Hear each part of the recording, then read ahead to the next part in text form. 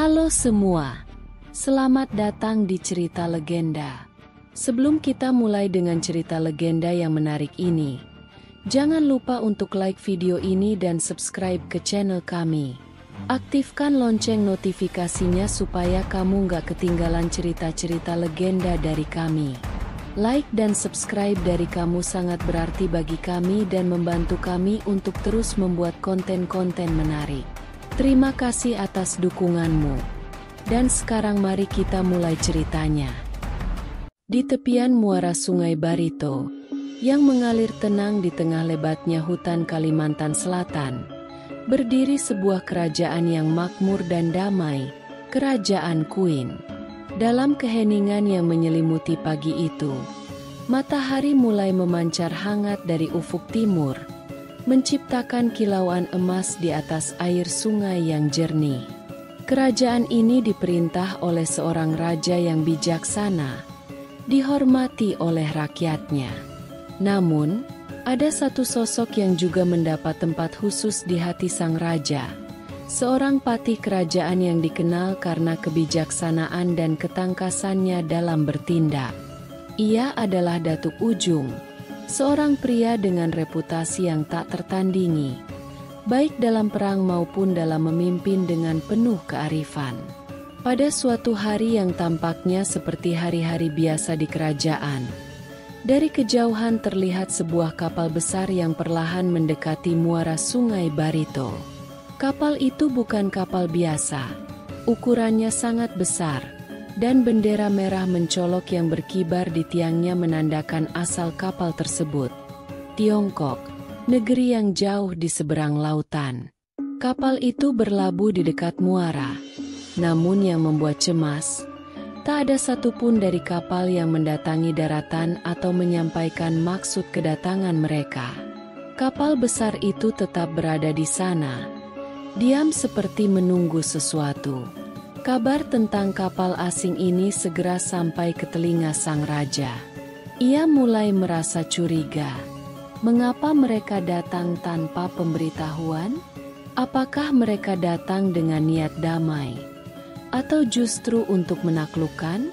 Pikiran ini terus mengganggu raja hingga akhirnya ia memanggil patih Datuk Ujung. "Datuk Ujung," ujar sang raja dengan suara berat. "Aku tak merasa nyaman dengan kapal besar itu. Apa tujuan mereka?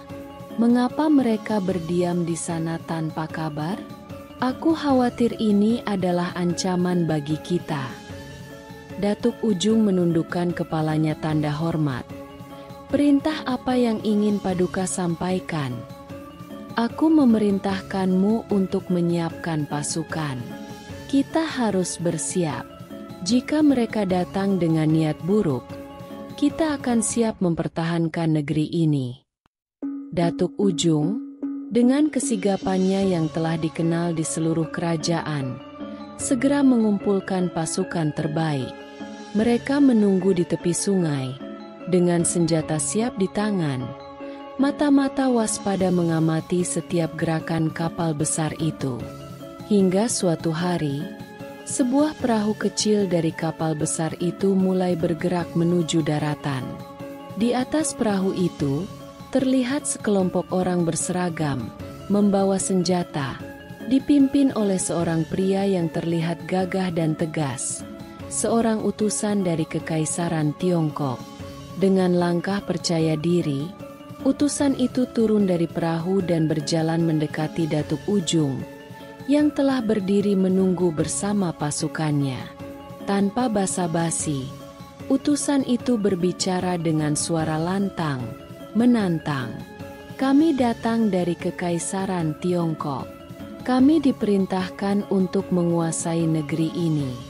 Kalian punya dua pilihan, menyerah dan tunduk pada kami, atau kami akan menghancurkan kerajaan kalian dan menjadikan semua yang ada di sini sebagai budak."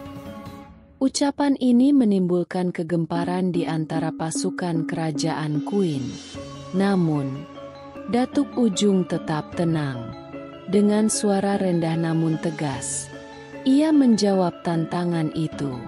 "Jika kalian ingin menguasai negeri ini, silakan. Tapi, kalian harus membuktikan bahwa kalian lebih kuat dari kami. Kami tidak akan menyerah begitu saja. Utusan itu tertawa sinis, merasa diremehkan. Apa yang kau inginkan sebagai bukti kekuatan kami? Datuk Ujung tersenyum tipis. Ia kemudian menunjuk ke sebuah pohon ulin besar yang tumbuh di tepi sungai.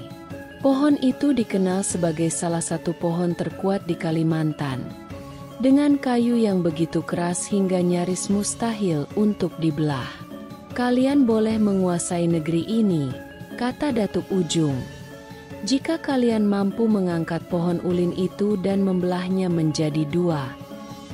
Utusan Tiongkok itu mendengar tantangan ini dengan penuh percaya diri. Baginya, ini adalah tugas yang mudah. Dengan sombong, ia berkata, "Aku bahkan bisa melakukannya sendiri." Ia kemudian berjalan menuju pohon ulin itu.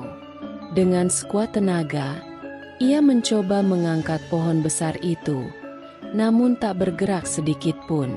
Utusan itu mulai berkeringat, lalu memerintahkan anak buahnya untuk membantunya. Namun, meskipun sudah bergotong royong, pohon itu tetap tak bergeser. Mereka lalu mencoba membelah batang pohon dengan senjata yang mereka bawa. Namun, apa yang terjadi? Senjata mereka justru patah saat mengenai batang pohon itu. Melihat hal ini, para utusan dari Tiongkok mulai merasa putus asa. Mereka tak bisa memahami bagaimana pohon itu begitu kuat. Seakan-akan dilindungi oleh kekuatan gaib. Tak ada satupun dari mereka yang berhasil menyelesaikan tantangan itu. Dengan rasa malu, utusan tersebut kembali kepada Datuk Ujung. "Kami gagal," katanya dengan suara lirih. "Sesuai perjanjian, kami akan meninggalkan negeri ini." Namun, sebelum mereka pergi, utusan itu mencoba membuat tantangan terakhir. "Tunggu," katanya. "Jika kau, Datuk Ujung, bisa mengangkat pohon ini dan membelahnya, kami akan benar-benar meninggalkan negeri ini tanpa kembali." Datuk Ujung, dengan tenang, mendekati pohon ulin itu. Di hadapan pasukan dan utusan Tiongkok yang terkejut, ia mengangkat pohon itu hanya dengan satu tangan. Tanpa susah payah, ia membelah pohon itu menjadi dua bagian menggunakan parang bungkulnya. Salah satu potongan kayu ia lemparkan ke arah pasukan Tiongkok, menunjukkan betapa kuatnya ia. Para utusan Tiongkok mundur ketakutan, kecuali pemimpin mereka yang masih merasa marah dan terhina. Dengan perintah cepat, pemimpin utusan itu memerintahkan pasukannya untuk meninggalkan tempat itu. Mereka bergegas menuju kapal besar mereka. Namun, Datuk Ujung tidak membiarkan mereka pergi begitu saja. Ia mengambil sebilah pisau kecil dan mengikuti kapal besar itu hingga ke sungai. Saat kapal sedang berlayar, Datuk Ujung melubangi lambung kapal dengan pisau kecilnya. Air pun mulai masuk ke dalam kapal, perlahan-lahan menenggelamkannya. Seiring waktu, kapal besar itu tenggelam di dasar sungai, tertutupi oleh lumpur dan batang-batang kayu yang hanyut di Sungai Barito. Kapal yang tenggelam dan timbunan lumpur itu akhirnya membentuk sebuah delta, yang lambat laun berubah menjadi sebuah pulau kecil. Karena kapal besar itu berasal dari Tiongkok dan membawa banyak penumpang Tiongkok, pulau tersebut menjadi tempat ziarah bagi warga Tionghoa. Mereka datang membawa bunga sebagai persembahan, hingga bunga-bunga itu menutupi pulau, dan sejak saat itu pulau kecil tersebut dikenal sebagai Pulau Kambang, pulau yang dipenuhi oleh kembang. Terima kasih telah menyaksikan cerita legendaris ini. Jangan lupa untuk berbagi cerita ini dengan teman-teman dan keluarga. Jangan lupa untuk like, subscribe, dan mengaktifkan notifikasi agar tidak ketinggalan cerita-cerita legendaris lainnya.